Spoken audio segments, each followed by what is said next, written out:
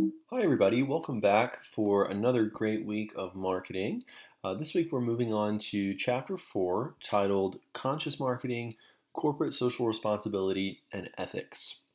Uh, Ethics really is a huge portion of today's society, especially in the business world. It's very important that we as business people are learning how to make ethical decisions every day that impact not only our company or our stakeholders, but also society at large. And while I'm sure all of us are pretty familiar to some degree with ethics and we all have morals and things that we care about, you're going to learn some technical terminology and specifically the framework for ethical decision making this week in this video. And that framework for ethical decision making is what you're actually going to be using as you do your group discussion board this week, where you've been assigned some specific scenarios to work on. So I felt it was worth devoting a whole lecture to this and several assignments. This is a pretty um, important topic in the business world. So let's jump right in. I always like to start class by asking students, well, what's more important if you're a business? What's more important, making a profit or protecting your customers, your employees, and the broader needs of society and the environment? Hopefully, you're saying, oh, well, that latter statement's a lot more important. But sadly, a lot of people tend to get caught up in the focus that um, profit should be the goal of any firm. You know, if we aren't making a profit, we're not going to survive. Our company's not going to do well. So that's how we should think. Well, to some degree, you're correct. You know, if your firm's not making money, you're not making a profit, you're not going to survive.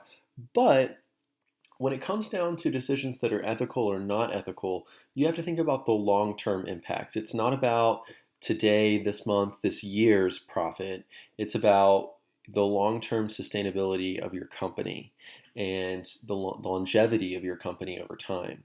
So um, when you think about it that way in the big picture, you'll realize that as a corporation, in general, corporations have a lot of social responsibilities to a lot of different stakeholders. And I'm going to be defining stakeholders a little more formally in just a moment. Um, but the issue is that when we're responsible to so many different people, you may have heard the expression that, you know, there are too many cooks in the kitchen. And that's often very true. So let's think about the coal industry for just a moment. If you're an employee of a coal company, maybe you just want to keep your job. You just want your job. If you're a consumer, you just want some cheap energy. If you're society, you want clean, sustainable energy. And if you're a shareholder in the company, you just want your stock to earn profits. So all these people, as they're thinking about the company, they're all going to want different things. They're all going to have different goals for your corporation. So an employee wants to keep their job, might not care. They'll do whatever. They just want to keep their job.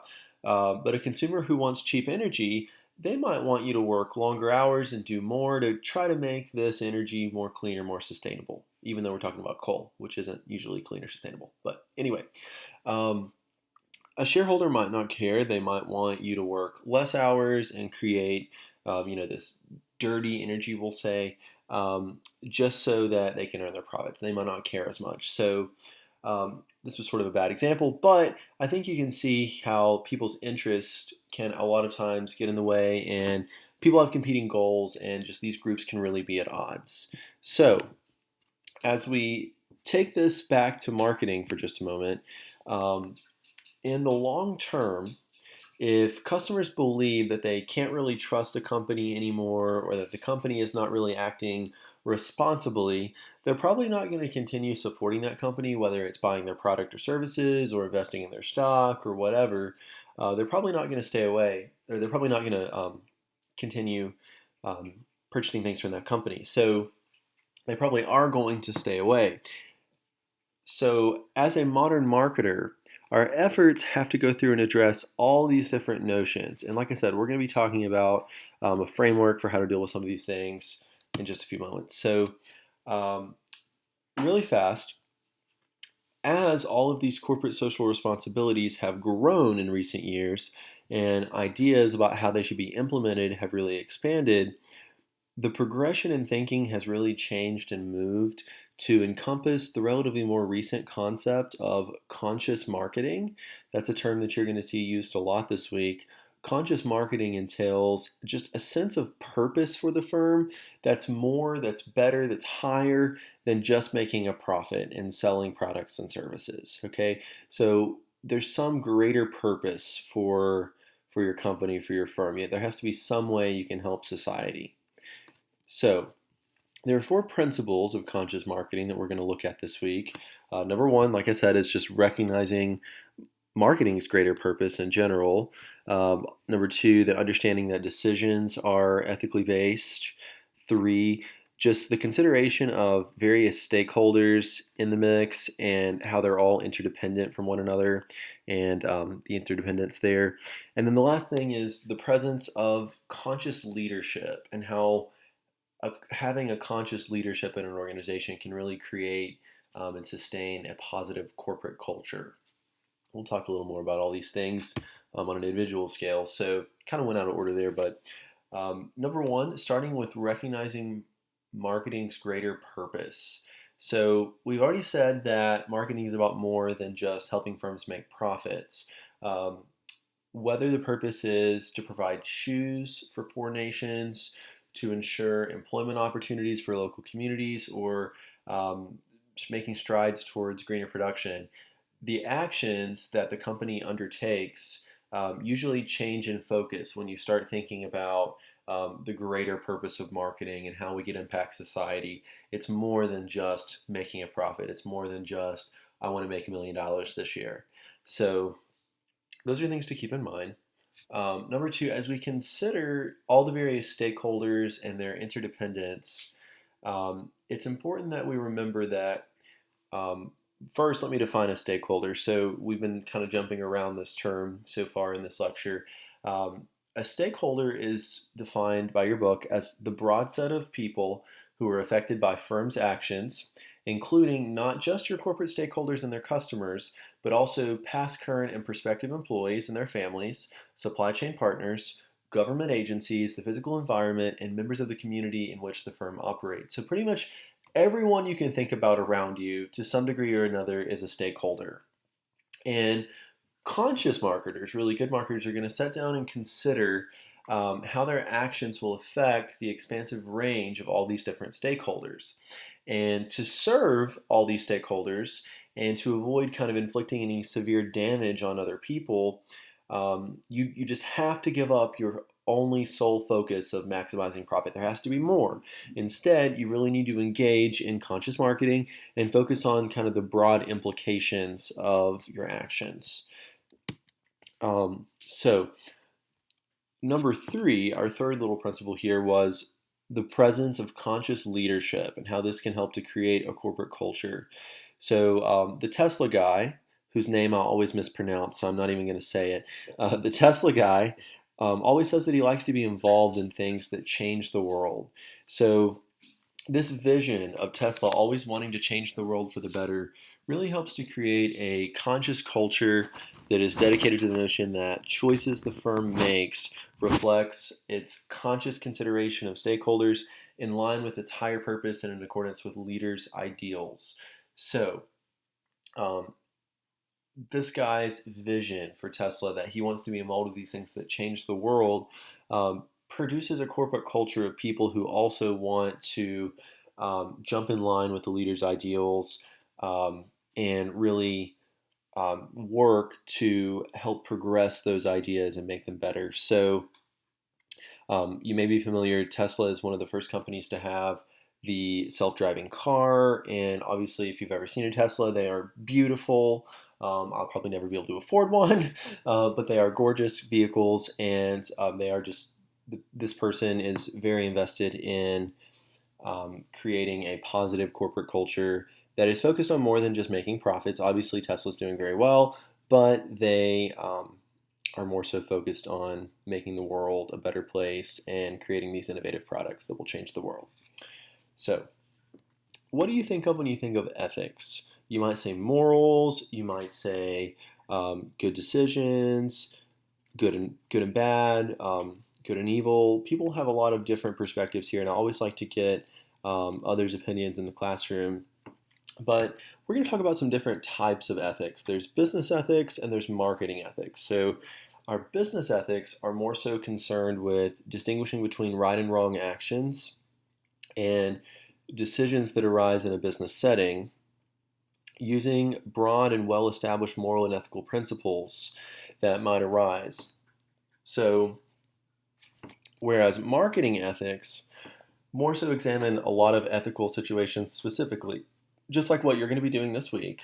So, these marketing situations and these ethical situations that are really specific to some domain of marketing and usually specifically include society or global issues or sometimes individual consumer issues.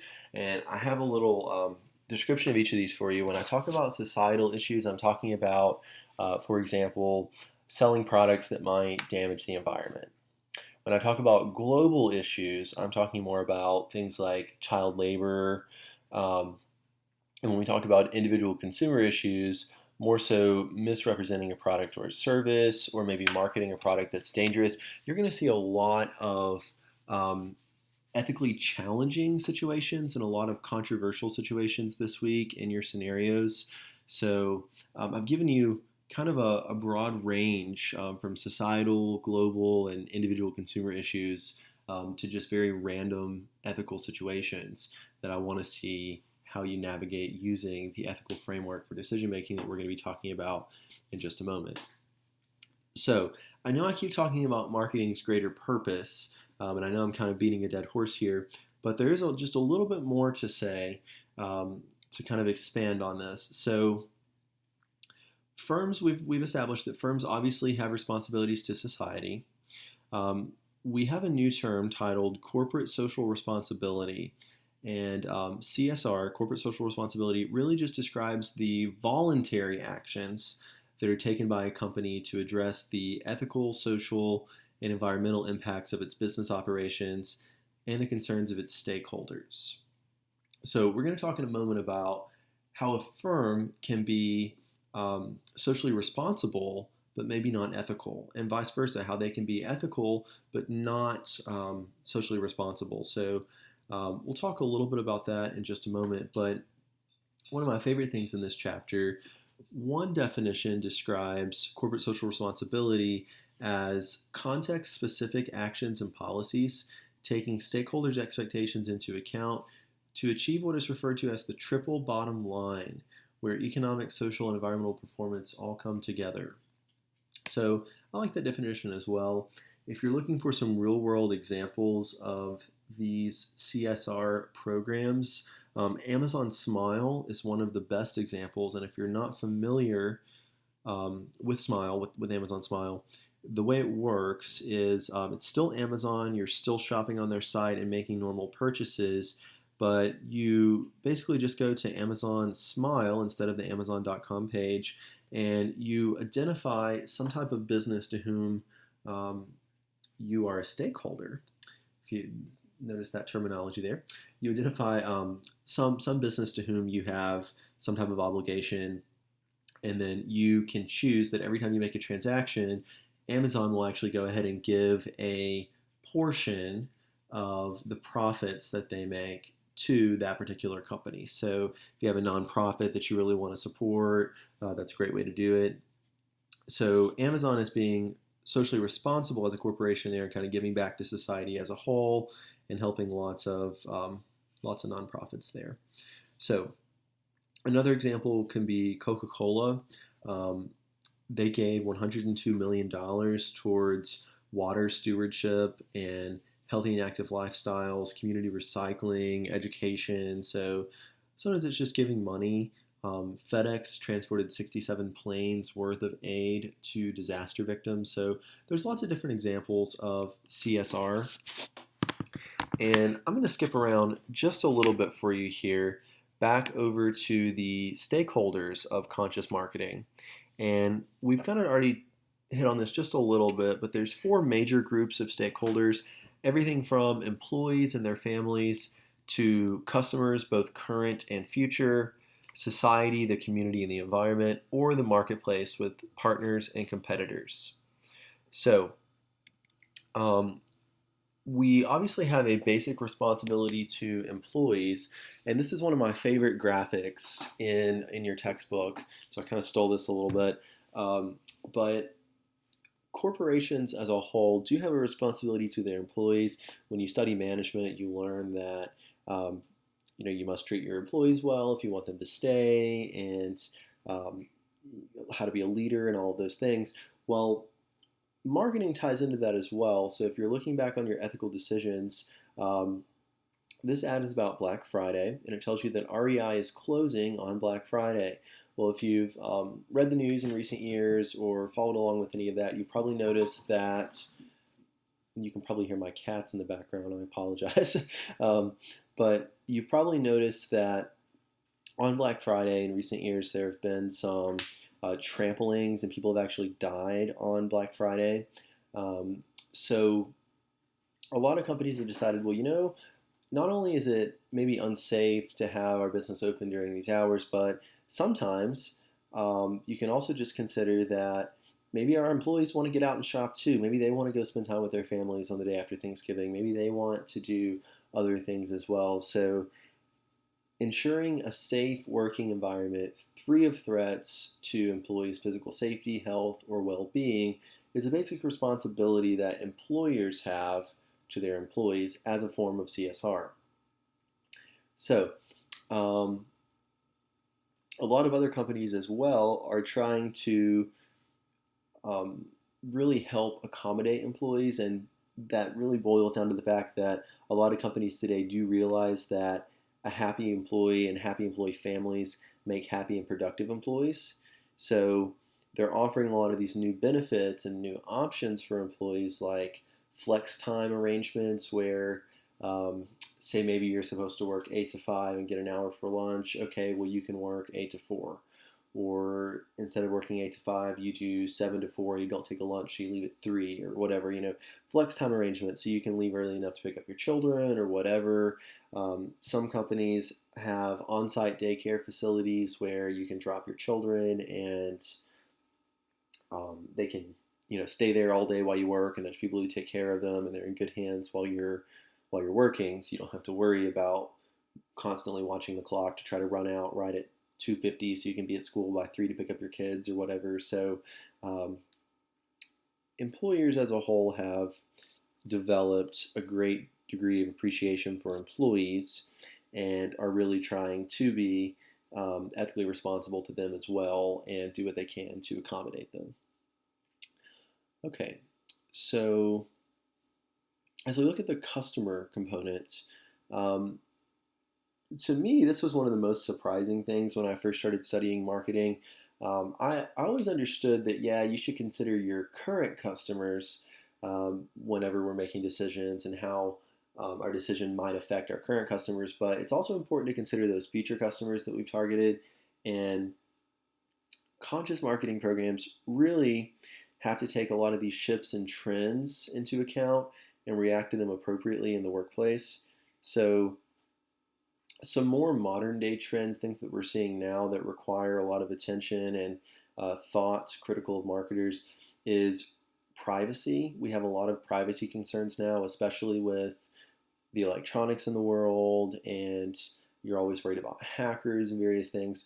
And then also, we have just some social health trends as a whole, where we're really focusing on the healthiness of products, and particularly the healthiness of products that are aimed at children more so than adults, but we do care about adult health as well. um, so we've talked about those a little bit. Um, okay, and as we look at society as a key stakeholder, broader society as a whole kind of demands that companies act responsibly, and a lot of companies can't ignore this. So when a firm fails to act responsibly, it really causes damage to all kinds of stakeholders all around, as well as to the company itself, and may result in that company not being as successful. Now, it's time that we finally link ethics and corporate social responsibility. And I mentioned this briefly just a moment ago, but sometimes a firm can be both ethically and socially responsible, or maybe they're neither ethically nor socially responsible, which would be very bad. Um, or we have somewhere in the middle that a company is socially responsible, but they're really unethical. So maybe they have some shady practices, but they donate a lot of money to the community.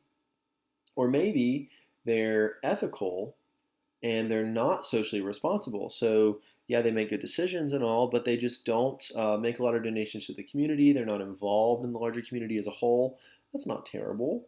Um, so there's somewhere in here.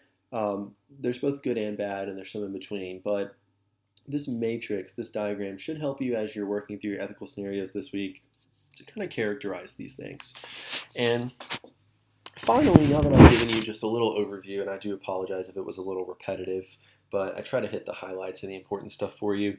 Um, Now we're moving on to the framework for ethical decision making, which is probably the most important part of this video and something that you're going to be using this week in your discussion board. So there are 4 steps in this framework.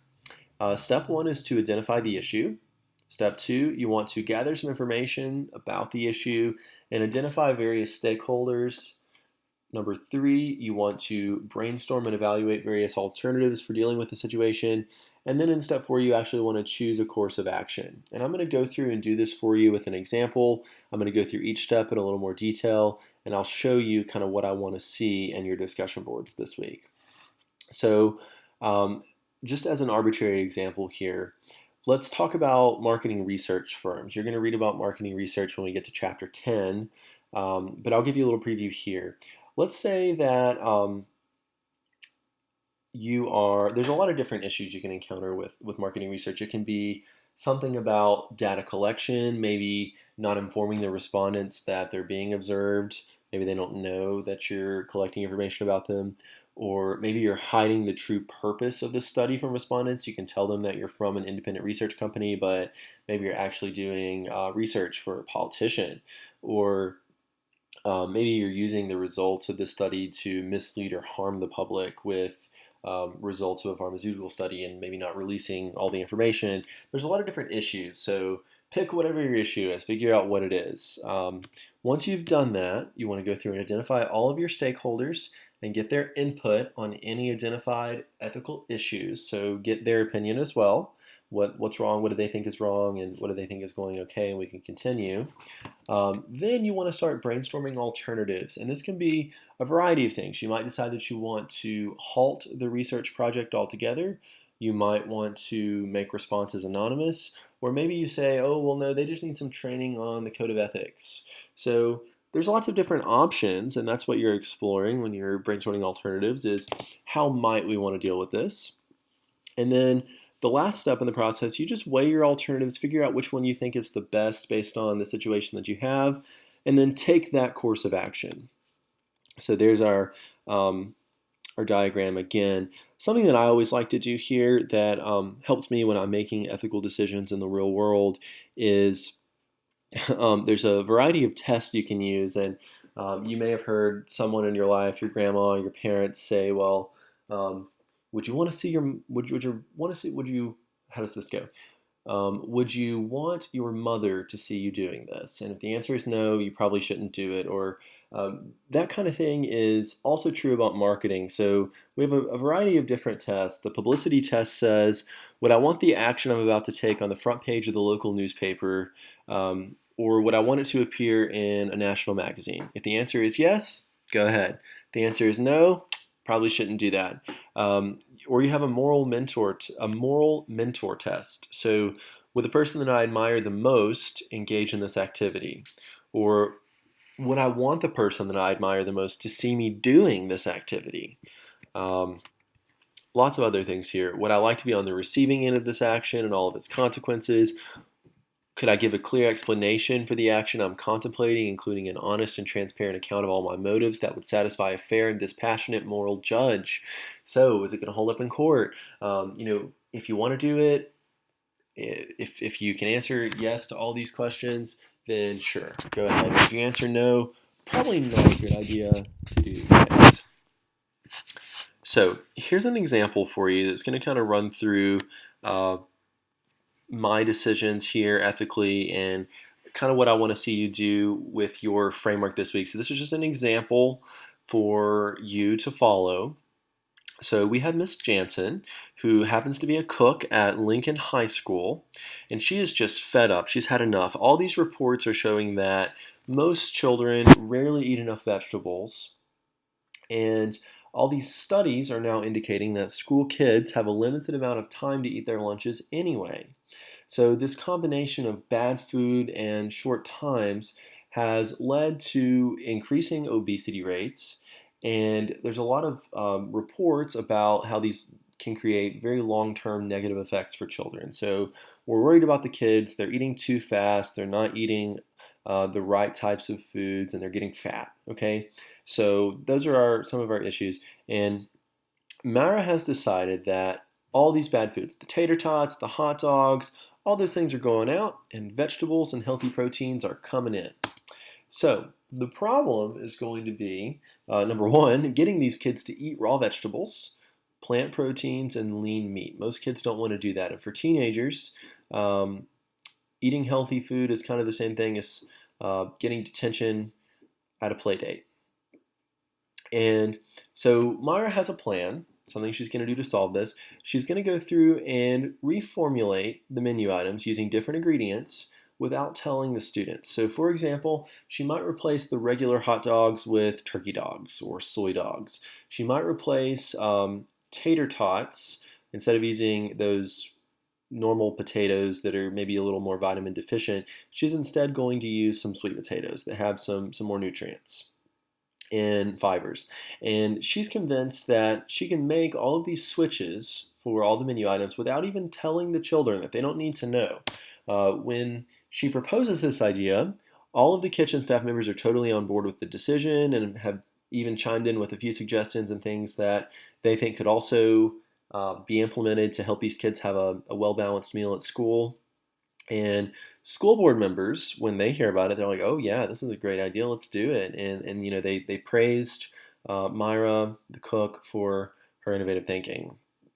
But there's a community liaison for the school, Mr. Jones, whose job is to actually communicate with parents and other members of the community, and he's just not so sure about it. He's not sold on that, and he's a little nervous about how students are going to react when they figure out that they've been, excuse me, how students are going to react when they figure out that they've been lied to or deceived. And he has two kids of his own, and one of his children has a really strong wheat allergy. So when they go out to eat in a restaurant, the Joneses are always asking for a really detailed, specific list of ingredients so they can make sure that he doesn't have any allergic reactions or any problems. And so he's just really nervous about implementing this menu and not telling the children about it, trying to deceive them. So luckily, Mr. Jones has had some training in ethical decision making. Maybe he took marketing, principles of marketing with Professor Harrison. I don't know. But he is trained in ethical decision making. So as he goes through this process, and he's obviously identified the issue. We have multiple issues here with children and obesity and foods not being as healthy as they could be in schools. So he identifies that issue, and next he sits down and kind of identifies the different stakeholder groups that are going to be affected. So, children of Lincoln High School obviously are the biggest stakeholder group, but also their parents, who may be impacted if the child consumes something that hurts them. And remember, it's about your current and your future customers, or in this case, current and future students who are zoned to attend Lincoln High School. Members of the school board who may have to deal with any irate parents or issues that result from this change. And then, of course, even the teachers, faculty, and staff who might be exposed to the food or who might be exposed to the children who are having issues as a result of the food. So lots of different stakeholder groups here at stake. Now that we've done all of this, we're hopping to our third step. We're evaluating our alternatives, beginning with all the possible options that are available to us and kind of trying to come up with the best solution. So the three things that he brainstorms here. Option number one, we can just do exactly what she said. We can switch out the food and not tell them. Or, we could leave the menus as they are, just let them keep getting fat and eat their unhealthy food and leave them alone. Or option three, We could switch out the food ingredients as we've planned, but we could tell the students exactly what is in each item. Maybe give them a little slip or something that tells them what's changing and what's in the food. So, as we're still thinking about this and we want to make a recommendation to the board about what would be the best ethical choice, Mr. Jones decides to go through those questions that we talked about, those moral questions, and he says, well, when I want this to be described on the newspaper, would my mom be happy with the decision that I'm making?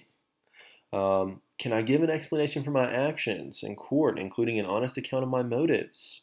Would I want to be on the receiving end of this action and its consequences? So he really puts himself in a lot of different scenarios, and then once he's done so, makes the best decision to the board, which, in my opinion, would be switching out the food ingredients, but also telling the students exactly what is in each item. So now you have seen kind of this framework for ethical decision making you're going to be using in your scenarios. You know about corporate social responsibility. You know about marketing and business ethics. I think you're ready. So keep these diagrams in mind this week as you're going through, particularly this one on the framework for ethical decision making. Thank you for your time, and I hope you guys have a wonderful week.